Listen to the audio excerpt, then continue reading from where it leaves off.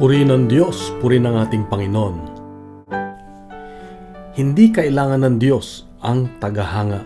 Ang kailangan niya ay tagasunod. Alam niyo, kahapon pa, tinatanong ko ang ating Diyos kung ano ang gusto niyang ituro sa akin dahil meron akong experience kahapon na hindi ko makalimutan. Habang ako ay bumabagtas sa highway, nagdadrive ako. Medyo mabilis. Mabilis lahat. Ginagawa ko kasi pag ako'y nagdadrive papasok sa trabaho, isang oras din yon. Yung first 30 minutes ay dasal. Dasal talaga yon. At yung susunod na minuto ay yun yung pakikinig ko ng salita ng Diyos. Patapos na ako ng aking dasal nung sabi ko sa ngalan ng Ama at ng Anak at ng Espiritu Santo, Amen, ay biglang may kumalabog sa likod ko. Bag! Ang lakas. Binangga ako sa likod. Napa-praise the Lord ako. Praise the Lord, sabi ko. Dahil katatapos pala ng aking pagdarasal, binangga naman ako. Matapos kong hilingin sa Diyos ang kanyang proteksyon, tapos kong hilingin ang mga anghel na ako'y bantayan, binangga pa rin ako. Pagbaba ko sa aking sasakyan, yupi yung aking likod.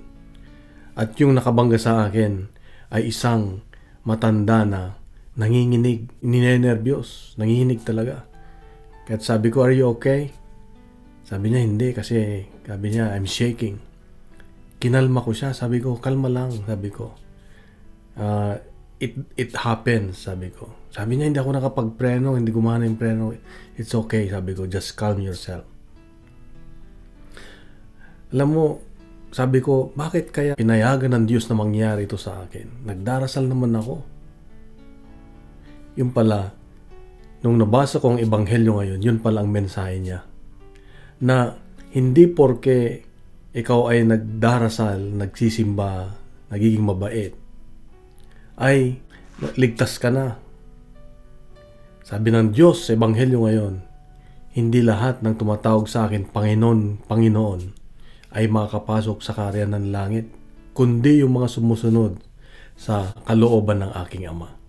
Na ibig sabihin pala ay hindi sapat yung pagdarasal natin, yung pagsisimba natin, yung magiging mabait ka. Ang kailangan din pala ay yung pagsunod. Kailangan ding may gawa. Kailangan ding may gawa. So, paanong paraan na ako ay nagkaroon ng gawa? Paano na lang kaya kung pagbaba ko sa aking sakyan ay nakipag-away ako? Nakipagpambuno ako doon. O nagalit ako, minura ko yung matanda. Disable pa naman yung matanda. Dito, walang nangyari doon sa aking napakahabang panalangin.